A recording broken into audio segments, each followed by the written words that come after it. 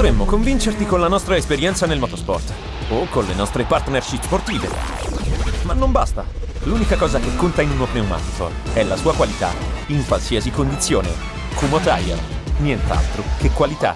Se i tuoi bambini hanno un cuore rossonero e sognano di vivere la passione per il Milan come il loro papà, non perdere l'occasione di iscriverli al Milan Junior Camp di Sport Eventi, l'esperienza che avresti voluto vivere anche tu alla loro età. Con Sport Eventi, partner storico del Milan, i tuoi bambini potranno partecipare a camp estivi unici, pensati per ragazzi dai 6 ai 16 anni, in location mozzafiato come Cortina d'Ampezzo, Jesolo Lido, Lignano Sabbiadoro e l'Altopiano di Asiago. Allenamenti, tecniche di gioco e tanto divertimento sotto la guida di ex campioni rossoneri come Pietro Vierkovud, Stefano Eranio e Walter De Vecchi. Una settimana di calcio, crescita e amicizia che i tuoi bambini non dimenticheranno mai. Visita www.sporteventi.com e iscrivi subito i tuoi figli al Milan Junior Camp di Sport Eventi e fai vivere loro un'esperienza che ricorderanno per sempre.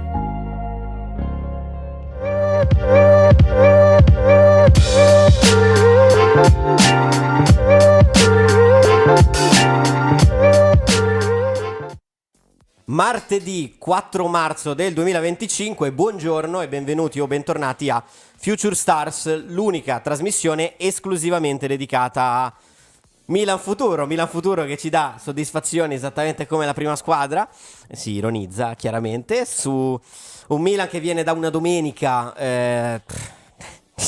non ho le parole veramente, che inizia la mattina con la primavera, che brilla perdendo 4-0 col Verona, però povero, cioè non posso andare contro la primavera perché quella che sta fa meno peggio nel 9. Brilla nel senso che esplode.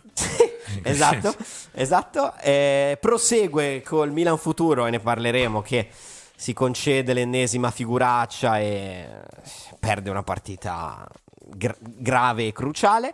E termina poi col Milan prima squadra che non è da meno, giustamente perde 2-1 con la Lazio. Ne parleremo, abbiamo tante cose di cui parlare, ne parleremo con il direttore Simone Cristau. Ciao Simo. Ciao a tutti, buona giornata, buon martedì, mettete like, faccio le veci di Enrico Boiani alla trasmissione, anche perché come detto è l'unica che vi tiene informati da settembre su ciò che accade da... Ormai quanti mesi sono passati? 7 mesi dall'inizio di questo progetto. Troppi è un numero di mesi sufficienti, no? Allora, dobbiamo parlare di una partita fondamentale perché era fondamentale già a priori, è diventata fondamentale per come si è messa la classifica, è stata gestita in tutti i modi tranne che una partita fondamentale. Va bene. Dobbiamo parlare di Oddo, che è subentrato sulla panchina e che ha steccato alla prima partita, che era subito una partita da non steccare. Mi viene difficile, ne parleremo, ma mi viene difficile prendermela con Oddo in tutta sincerità, perché forse bisognava dargli tempo di arrivare a questa partita con un pochino più di struttura intorno. Parleremo anche di chi sta più su di Oddo, chi ha tardato troppo questo cambio, chi non ha gestito probabilmente al meglio questo progetto e di tutto quello che succederà. E lo facciamo partendo, come di consuetudine, dalla formazione che è scesa in campo contro il Legnago, un 4-4-2, ma era una formazione molto ibrida che traballava su un 3-4-3, insomma non chiarissima, con Raveiri in porta, Quirini l'abbiamo messo terzino destro, Camporese, Minotti e Bozzolana a sinistra, Bartesaghi squalificato.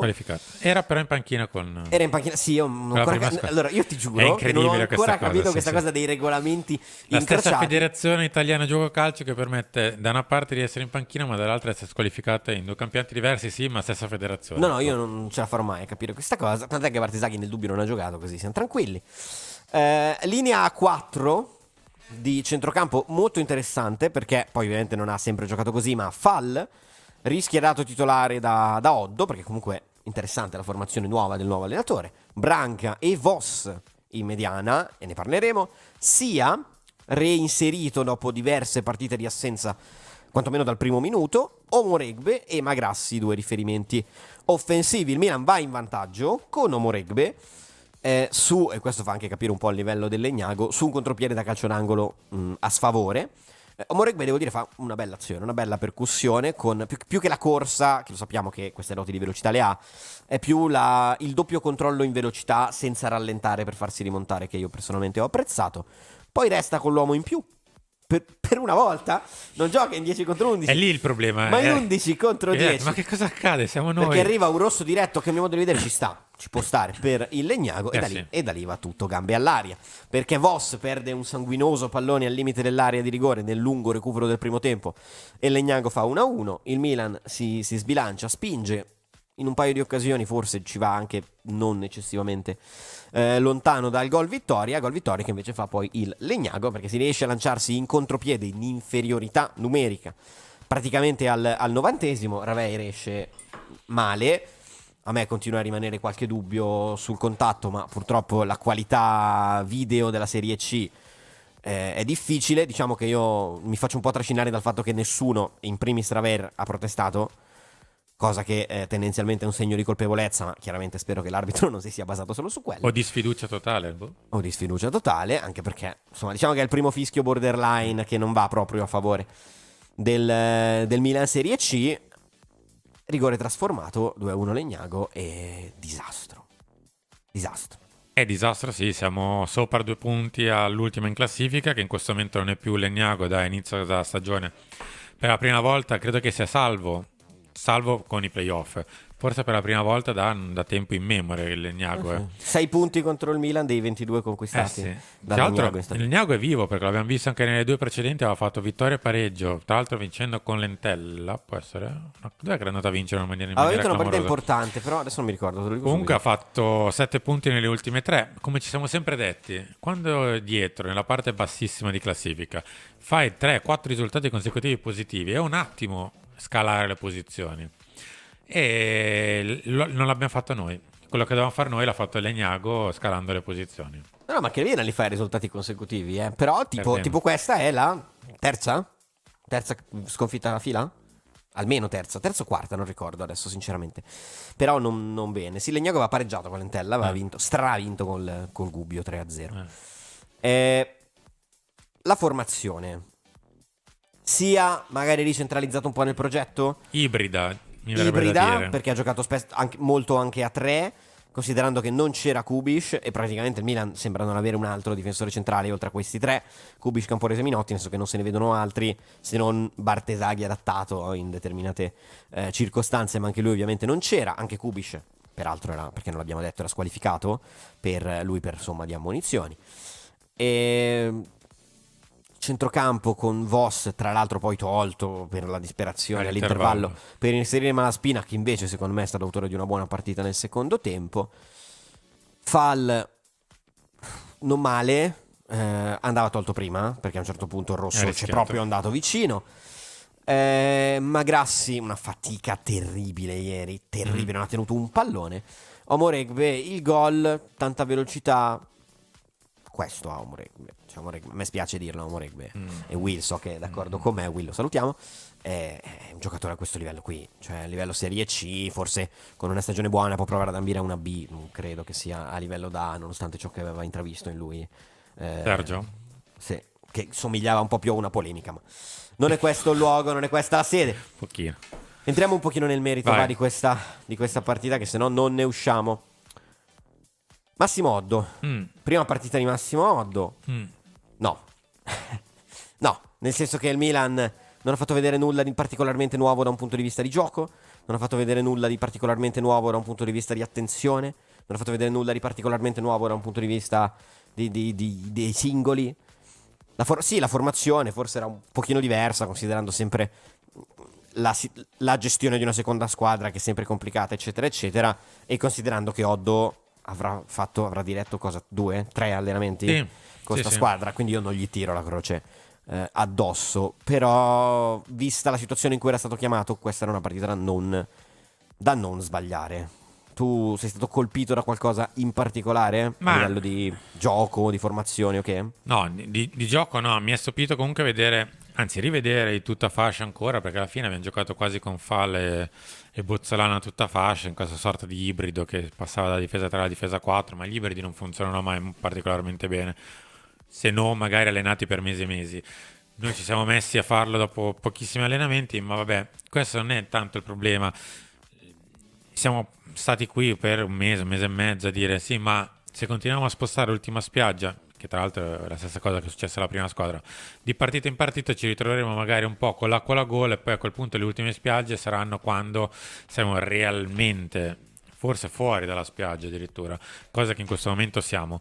A me quello che ha stupito è che non c'è stata una parvenza di scossa, perché comunque il Milan ha fatto una partita piatta nel bene e nel male, cioè sia quando gestiva che quando è andata in superiorità numerica, e soprattutto lì, cioè all'inizio del secondo tempo prendi quel gol in verecondo per l'errore di Voss, ma non rientri a fare, che so, 15 minuti dicendo all'Egnago no, io oggi non esco di qua, sono in superiorità numerica, la partita la vinco, senza se, senza ma, puoi fare quel che vuoi, sei in inferiorità numerica, oggi la vinco io. E invece l'abbiamo portata e addormentata fino alla fine, trovando forse un paio di tiri, ma non di più in tutto il secondo tempo in superiorità numerica.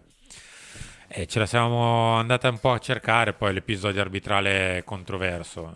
Il Milan se entrava i primi 15-20 del secondo tempo facendo quello che doveva fare, probabilmente la partita finisce prima.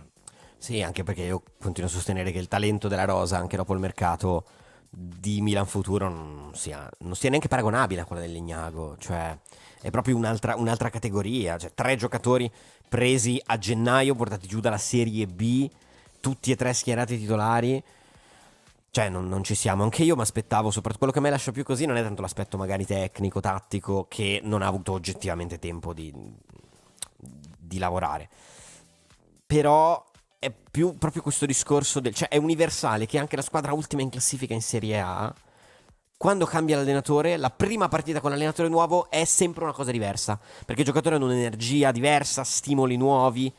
E quindi c'è stato veramente niente. Cioè, hai proprio ragione tu, nel secondo tempo, cavolo, allora, hai avuto questo infortunio di Voss. Va bene. Non va bene, ma Ci sta. capita. Ok, può capitare. Tu sei sopra di un uomo, 1-1, in casa dell'ultima in classifica. Tu devi entrare in campo col sangue agli occhi e col fumo che ti esce dal naso. E invece no, lì a cercare, fare, forcare i tocchini e poi non arrivare a niente.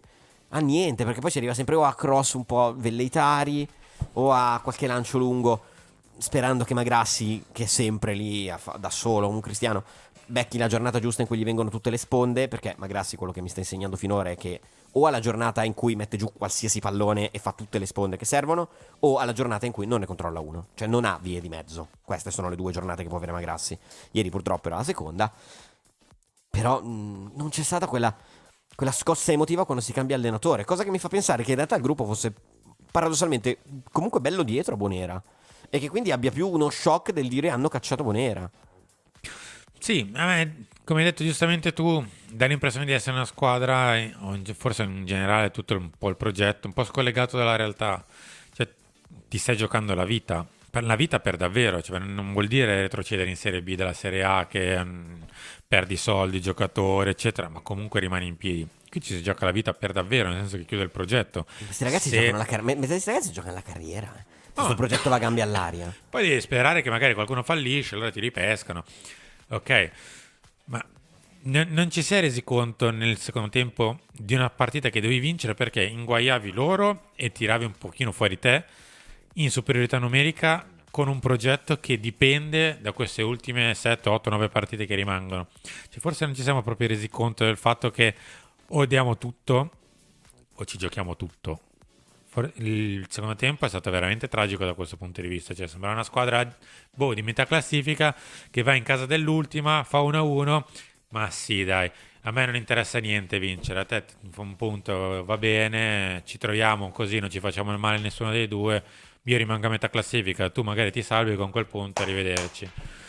E invece noi ci dovremmo salvare, non ce l'abbiamo in testa, e questo è il problema. Cioè, se avete visto anche le ultime squadre con cui abbiamo giocato contro, è tutta gente che comunque capisce e sa di essersi messa nei pasticci e sta giocando col coltello tra i denti. Il Milan sta giocando, giochicchia. Hai parlato di progetto, e allora cominciamo a parlare di sto progetto. Allora, ci hanno detto, perché ci basiamo su questo al momento, che questo progetto è in mano integralmente praticamente a Zlatan Ibrahimovic e a Jovan Kirovski. Giusto? Sì. Sì, sì. Ok, cioè io spero che loro... Allora, partiamo così. Il Milan retrocede in Serie D, cosa che ormai... Tu, secondo te, verrà rifatto nuovamente un investimento, dando per scontato che il Milan possa essere ripescato poi e comunque giocare in C anche l'anno prossimo, ma visto come è stato gestito da questi dirigenti qui, visto anche chi li comanda, verrà rifatto questo investimento da 10-12 milioni circa per magari qualcosa di più, perché magari devi ricomprare, non so come funziona bene il discorso delle riammissioni, ma immagino che magari qualcosa da un punto di vista economico tu ce lo debba mettere, visto che tra virgolette aggiri il discorso sportivo, perché a livello sportivo sei retrocesso. Si rifà? Cioè anche se Milan dovesse essere ripescato, comunque vengono rimessi i soldi per rifarlo l'anno prossimo? Perché io a questo punto ho dei dubbi, Se l'idea era quella di avere un progetto del genere che potesse portare dei risultati a lungo termine, se hai la fortuna, dovessi mai retrocedere, ovviamente. Non è ancora detto. Esatto. Però visto come ha giocato il Milan a Legnago, anche se dovesse fare i playoff, cioè tu ti devi mettere nella forma mentis di giocarti la vita in un playoff, e il Milan per me in questo momento non ce l'ha, vista anche la partita ultima, ma lasciamo perdere. Parliamo del progetto. Giustamente io spero che non venga rimesso nelle mani di chi ha creato questo progetto, perché altrimenti siamo al masochismo. Kiroschi non penso che rimanga come al solito quando le cose vanno male. I primi a saltare sono magari le seconde linee, diciamo così, si tende a voler salvare magari la prima linea facendo caso che qualcuno della seconda possa saltare al tuo posto, poi se le cose veramente vanno drammaticamente saltano tutti. Sì, è ovvio che tra Kiroschi e Ibra non salta Ibra per primo. No. Ok. Salterà nel caso prima Kiroschi e poi nel caso perché Ibra poi ha delle ricadute anche sulla prima squadra, ovviamente. Certo. Ha il fatto che comunque non è un dipendente del Milan, è un socio di Redbird, eccetera eccetera. Vabbè, insomma, il progetto è stato pensato male, ma in primis perché è affidato a un dirigente che non aveva alcun tipo di esperienza né della categoria, né del ruolo, né del posto in cui veniva a farlo, né di quello che era il sistema Italia, il calcio, allenatori, giocatori. Non so come ci sia venuto in mente questa.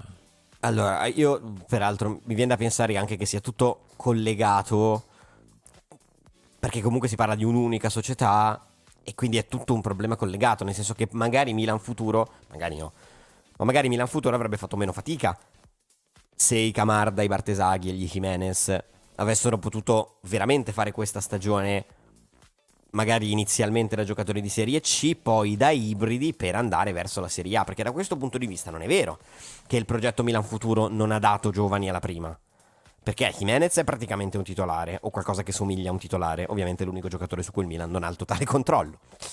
Camarda ha totalizzato diverse presenze, anche se adesso con Conceição è decisamente sceso nelle gerarchie. Sembra sceso anche Ebra, perché sembra risalito Jovic. Sì, il primo cambio Jovic. Vabbè. Bartesaghi ha avuto anche lui i suoi momenti. Zeroli comunque è stato mandato, diciamo, a giocarsi qualcosa, a fare qualcosa di un pochino più probante. Zeroli, perché comunque è passato da una squadra di Serie C a una squadra di B. Di Serie B. Però comunque al momento gioca in Serie A. Ieri ho visto un po' del Monza, comunque è abbastanza, cioè non so se lui abbia giocato sinceramente da titolare o se sia subentrato, però ho visto che comunque era vivo nell'attacco di un Monza che ieri peraltro non ha giocato neanche una partita orrida contro il Torino, ovviamente ha perso, ma non ha giocato una partita orribile. Quindi qualcosa è successo. Il problema è che secondo me Milan Futuro, tutte le seconde squadre devono essere quel tipo di progetto che prende il ragazzo giovane, che magari non è ancora pronto per la prima, ma è troppo grande o troppo forte per il campionato primavera.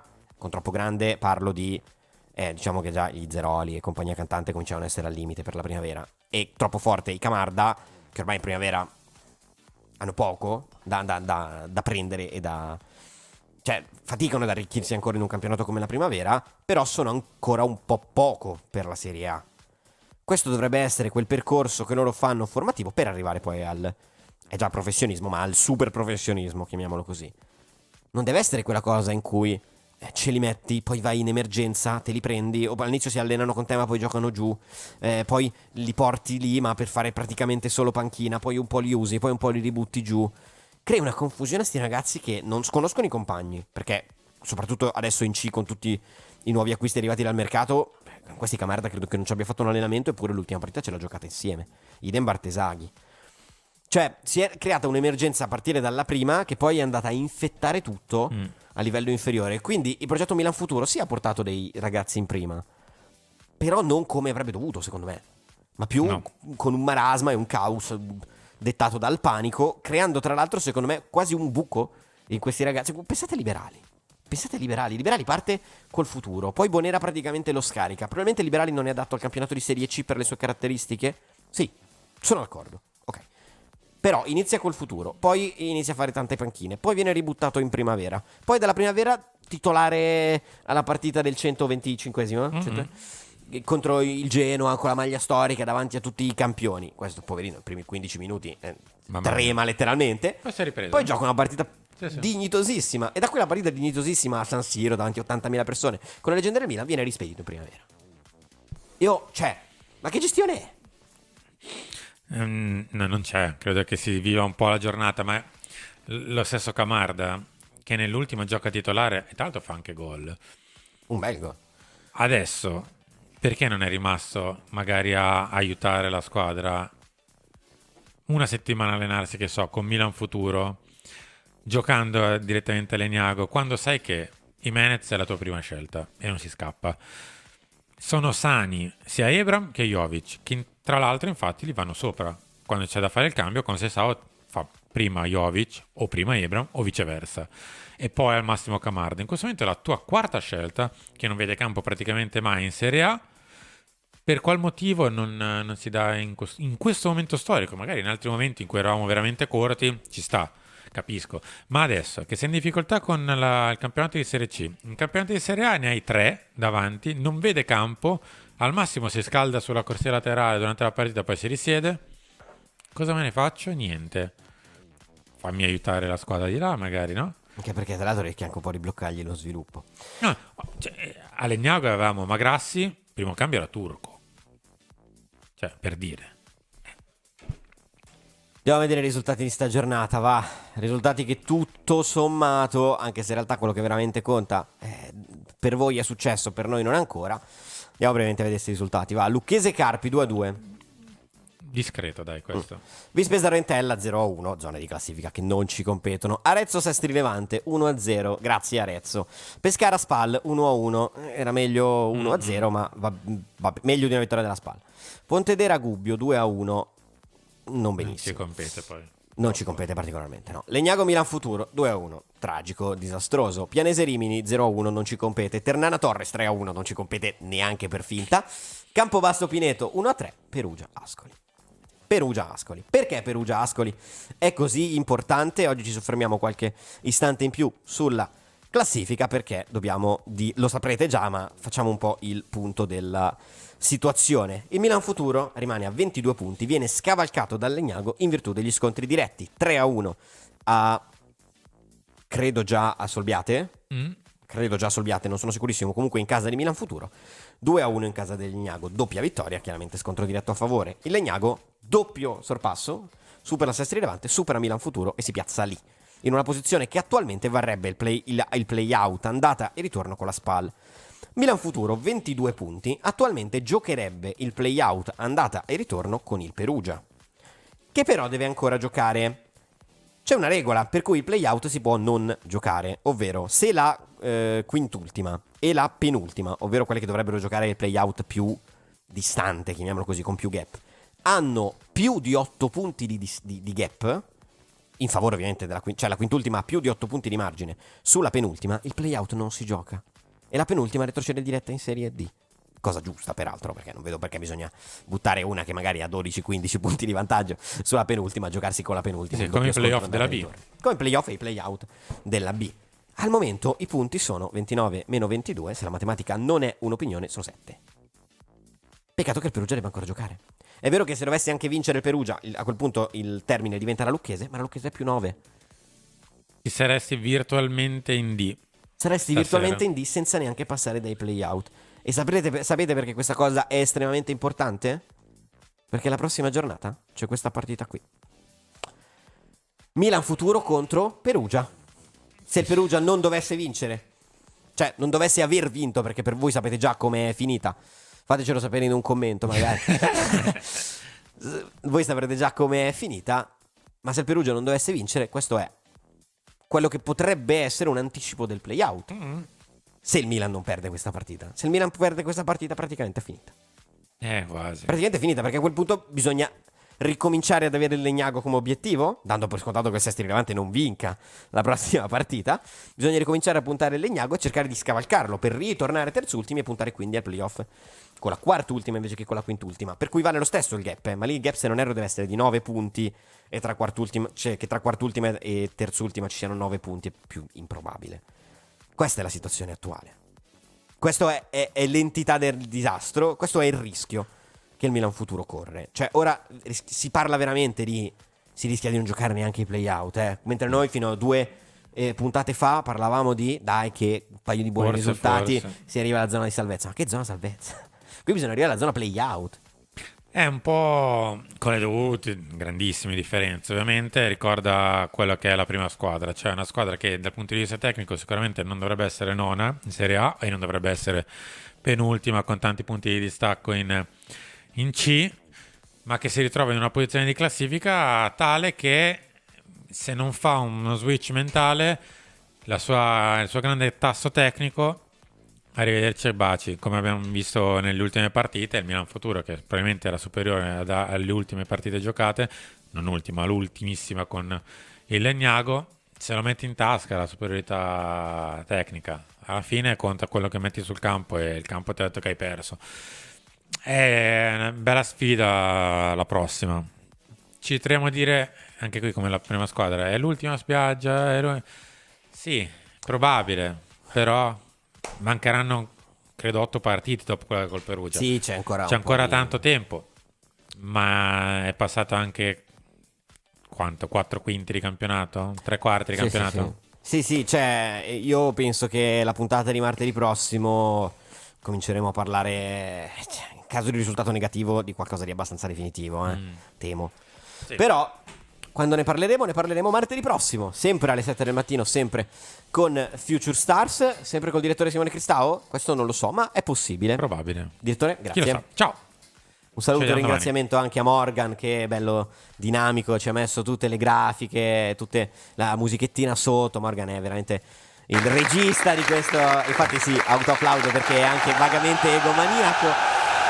Un saluto e un ringraziamento anche da parte di Giacomo Mirandola, che vi invita, come al solito, se vi è piaciuto questo video, se vi è piaciuta questa puntata, a lasciare like, a farci sapere con un commento quello che ne pensate su tutto questo discorso, che è stato ed è molto ampio. Iscrivetevi ovviamente al canale, se vi va di supportarci potete abbonarvi. Vi do appuntamento a martedì prossimo, sempre alle 7 del mattino, sempre con Future Stars. Ciao! Potremmo convincerti con la nostra esperienza nel motorsport o con le nostre partnership sportive. Ma non basta. L'unica cosa che conta in uno pneumatico è la sua qualità, in qualsiasi condizione. Kumho Tire. Nient'altro che qualità. Se i tuoi bambini hanno un cuore rossonero e sognano di vivere la passione per il Milan come il loro papà, non perdere l'occasione di iscriverli al Milan Junior Camp di Sport Eventi, l'esperienza che avresti voluto vivere anche tu alla loro età. Con Sport Eventi, partner storico del Milan, i tuoi bambini potranno partecipare a camp estivi unici, pensati per ragazzi dai 6 ai 16 anni, in location mozzafiato come Cortina d'Ampezzo, Jesolo Lido, Lignano Sabbiadoro e l'altopiano di Asiago. Allenamenti, tecniche di gioco e tanto divertimento sotto la guida di ex campioni rossoneri come Pietro Vierkovud, Stefano Eranio e Walter De Vecchi. Una settimana di calcio, crescita e amicizia che i tuoi bambini non dimenticheranno mai. Visita www.sporteventi.com e iscrivi subito i tuoi figli al Milan Junior Camp di Sport Eventi e fai vivere loro un'esperienza che ricorderanno per sempre.